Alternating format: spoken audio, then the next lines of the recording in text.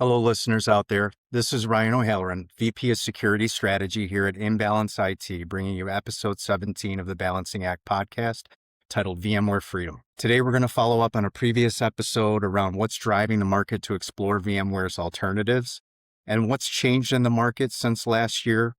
Also, what options organizations are considering. It's going to be a great episode. I have with me Mr. Michael Caplan, Imbalance's Chief Technology Officer, who's a subject matter expert in this area. Michael, always great to see you. Appreciate the time, Ryan, as always. Absolutely. Without further ado, let's jump right in, right? The last time we had this conversation, it was exploring alternatives. Now we need to be set free. So in 2026, what's moving this thing even more forward and adding this additional pressure more so than even last year when this all went down? Yeah, Ryan, appreciate the time as always. I would like to level set that over the past few months, like everything, technology never stops changing. And the one thing that has changed recently is that over the past, call it 6 months, Broadcom and their infinite wisdom decided to eliminate the two lowest licensing tiers.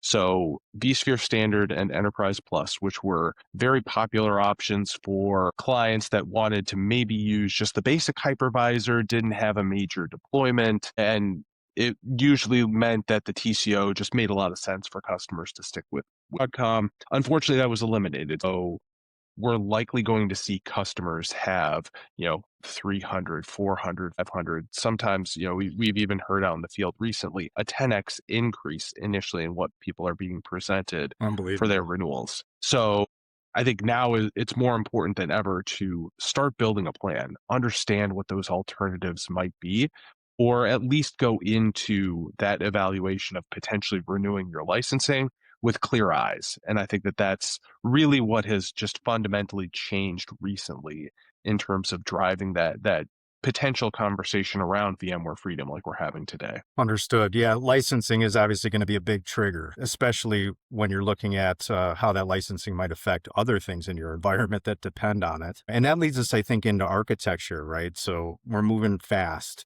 in a lot of Mhm. different technologies and AI powered and all these other things. What options do clients have actively to begin to evaluate their technology, and how might they approach different paths to success depending on where they're at in that journey? That's a great question, Ryan. When I think about it, when we start having these conversations with our clients, it's really around, first you have to collect the data. You have to understand what is that potential renewal date? What is the potential cost that Broadcom is initially proposing to you? Are they trying to force you into VMware Cloud Foundation or vSphere Foundation? Because that will fundamentally determine what the kind of baseline is. So you kind of set the stage there. And then when we go in and talk to our clients, we look at roughly three strategies that they can take. And more than often than not, it will be a hybrid combination of the three, more than likely, but it's really trying to understand what options do they have. Option A, buy time. We do have partnerships with certain organizations that can take over that extended VMware support. So if you're on vSphere 7 or maybe even vSphere 8, hey, we'll just support you so Keep you it don't running. have to pay. Yeah, just bare bones coverage, keep you where you're at right now. You don't have to fundamentally make a change. Just buy the time. And I think that that's a critical way of potentially buying some much needed time, especially if your renewal's in a matter of a couple of months. Doing a wholesale change and migration or a level of effort like that for any sort of larger organization, it's just infeasible to do something like that. So, sometimes they explore doing that near term, reducing their operational costs right now, and then giving them the time to properly evaluate what the alternatives could be. More often than not, people start with, hey, what's an alternative hypervisor? Is it Hyper-V? Is it Nutanix with their Acropolis hypervisor? Is it going open source with Proxmox? We help clients understand where they're at, do the evaluation, and understand what operating systems do you have? What applications do you have? Are there any requirements from the application vendors if these are off the shelf software? Being able to properly understand what is supported, what might not be supported, so that you may have to draw a line in the sand and just reduce your VMware footprint as opposed to necessarily needing to keep the wholesale piece together. And then, option C, you mentioned everybody's two favorite letters these days, AI, but it's really, really comes down to transformation. The idea that do you want to migrate these workloads into the cloud, especially with the budgetary pressures that clients are feeling these days. The cost of hardware continues to go up and up and up, and I think that's another major change that we're experiencing right now.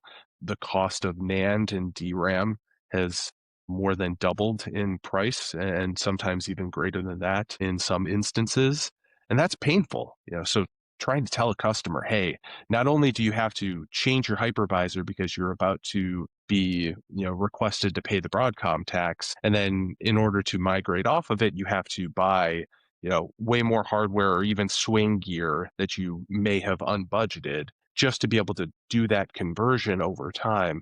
It's a really painful ask, especially with the increasing cost of hardware prices these days. Yeah. So, And I've seen more flexibility around the hardware that can be utilized for things like unlike the past, right, with hyperconversions where you yes. were locked in. I have, you buy this hardware and it has it on it, or you can maybe use this one other piece of hardware. hmm And I know that where that is in your life cycle really can make a lot of these things more prohibitive, where you sit there and you try to figure out how to buy time. And I think that's where customers were last year, more or less, is I felt like they're like, oh man, I really want to do something, but I'm going to Yes. buy time.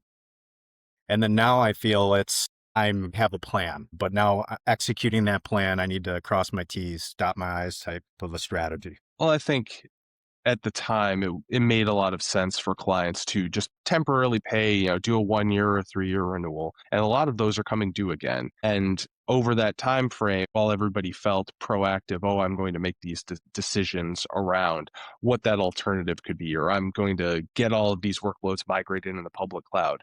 In reality, it didn't happen. It's through no fault of everybody's, choosing. It's just life happens, activities happen, new projects come down the pike from leadership asking to build a new chatbot or help support a new use case or a new environment that they need to build out. And that drives attention away from looking at what could potentially help reduce some of the overall cost within an environment. So clients are now finally coming back to Imbalance and saying, I'm struggling. I don't know what to do. I need help in making that decision. Help me evaluate what my alternatives could be. Not only talking about, like we said, kind of the plan A, B, and C, and hopefully not having to do plan D, which is pay the ransom. It really comes down to sitting down for a little bit of time with some subject matter experts, talking through what you have and doing it in a really a data-driven way.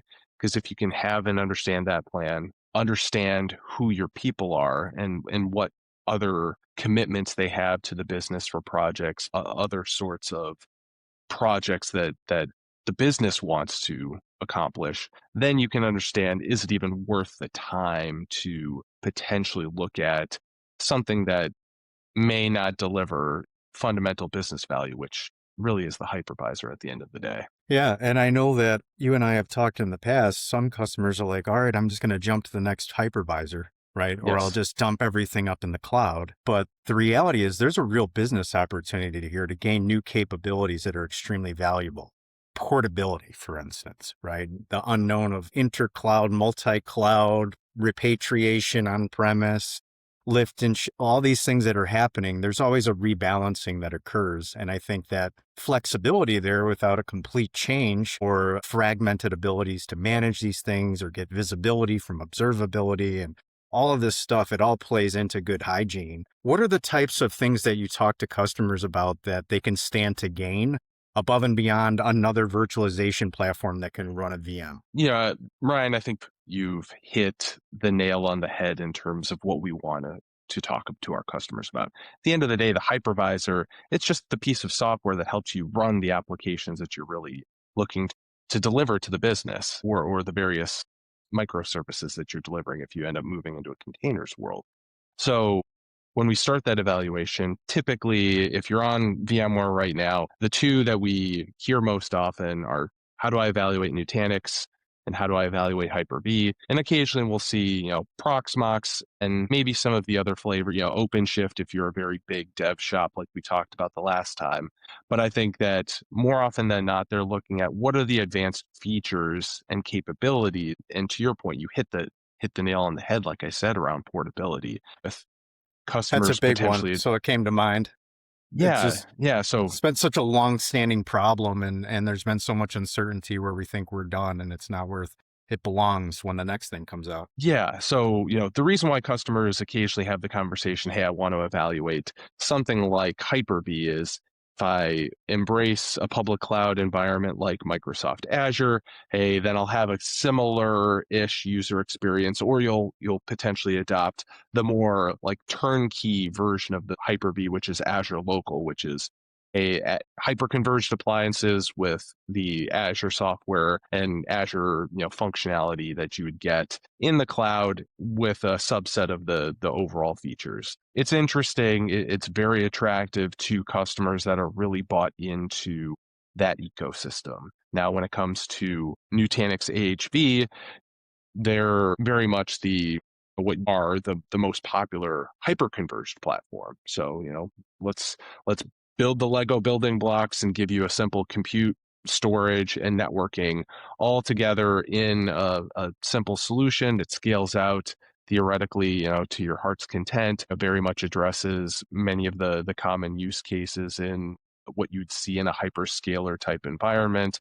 And if you're going to continue to build and grow and scale your environment, it made things really easy. The downside, and usually what ended up being a very big disqualifier, often when we were evaluating Nutanix AHV with some of our customers, was that and we're going back in the time machine to the first question.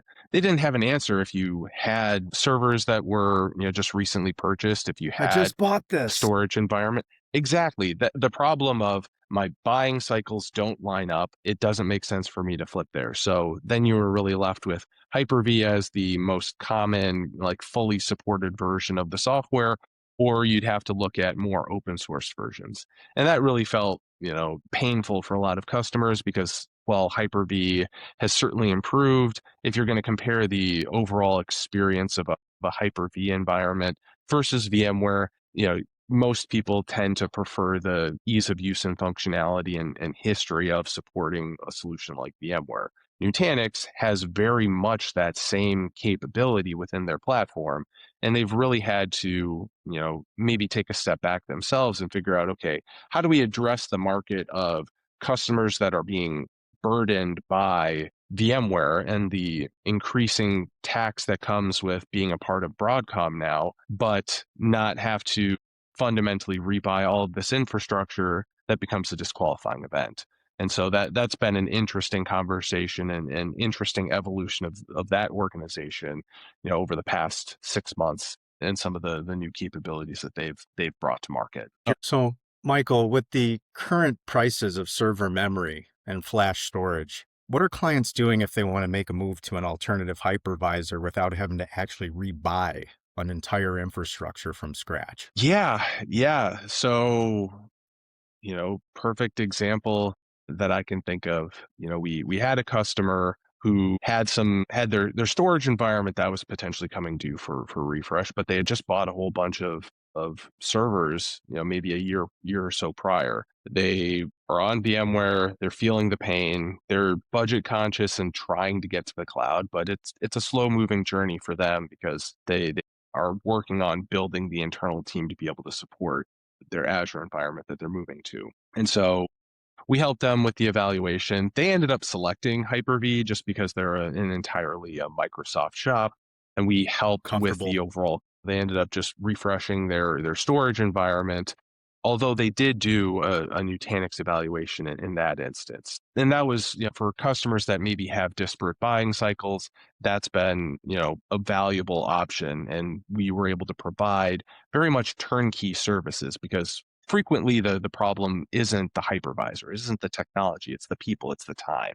So we helped build a services plan to help them migrate all of these virtual machines. And we're in the process of rolling that out to our clients right now. And now on the other side with Nutanix, how I said the biggest challenge that they had was, what do you do when you have a whole bunch of servers that still have useful life left on the accounting books? And then maybe you have a storage array, hopefully these days it's with either Dell or with Pure. And depending on the type of solution and the model, they just came out with the ability to say, okay, I can run the Nutanix hypervisor on existing servers that you already own. There are caveats to, how far back they go, but you can support that. And then if you're Pure Storage, I'll just use them for an example. You can connect all of that through NVMe over TCP, and outside of using Nutanix's Move software to convert the virtual machines, great. You have the easy ability to adopt and convert in place, as opposed to needing to buy a wholesale new environment where you're potentially running a whole bunch of duplicate infrastructure. Now you may, depending on your overall resource utilization, you may still need to buy a server or two to be able to support something like that, but it's not Sure. a 100% conversion, which is extraordinarily valuable to clients that are budget conscious in the era of DRAM and NAND being astronomically expensive in the AI arms race that we're currently experiencing from a capital purchase perspective. So I think that that's going to be the value that for customers that really still need to maintain a hypervisor and they've made investments in some of those companies, that's going to be extremely powerful in terms of being able to provide yet another option in their overall evaluation without having to disqualify them because I still have potentially millions of dollars of useful life left that I have not depreciated on these assets. And I think that that's a really valuable thing that's just given customers another arrow in their quiver to go fight against, unfortunately, the tax that Broadcom keeps laying on their customers' feet. Yeah, I liked how you called it a ransom, because it is Yeah. it is a threat. Yeah, and really the nice thing about all of this, at the end of the day, we can help provide that level of turnkey service and experience because, like I mentioned before, timing is the biggest pain with all of this. How do I convert hundreds, thousands, tens of thousands of VMs in this environment in a quick and expeditious way? I'm sure there's a lot of testing that will need to go in. But if we can help deliver that as a service to our customers who maybe are burdened by the fact that they just don't have enough hours in the day to get that done, good news. We've done that motion with a few of our customers. We've been able to do that successfully in terms of being able to provide that program and capability and service. And we have so many other partners of ours who have capabilities in those various areas to, again, just reduce the stress, reduce the feeling that you're just overwhelmed by too much to do, and is this worth my time? Often nowadays, if you look at the TCO, there probably is going to be a positive TCO. Whereas if you go back to the podcast from a few months ago, I said that the hard truth was probably not. Nowadays, you actually do have better options and more options available to you than you did even 6 months ago. And I think that that's really the power that the VMware Freedom messaging that we're bringing to our customers can be right now. That's awesome. So, Mike, I couldn't agree more with all the sentiments you have around the different ways we can break out of this thing and why people are so anxious around it. And it's nice to hear that there are options and that there are more frictionless ways. And I know that we're passionate about making sure our customers feel the fruits of that white glove, high touch, understanding, thoughtful approach to getting them through this problem. So just wanted to say, thank you, of course, so much for covering such an Appreciate it. important topic. Always appreciate that and your insights. And I would just say, remember, listeners out there, Imbalance can guide you in this way and strategically help you move away from paying that Broadcom ransom. We can move you forward towards a plan to get to VMware freedom. Reach out to us today, www.imbalanceit.com. Let's set up a discussion. And until next time, thank you for listening.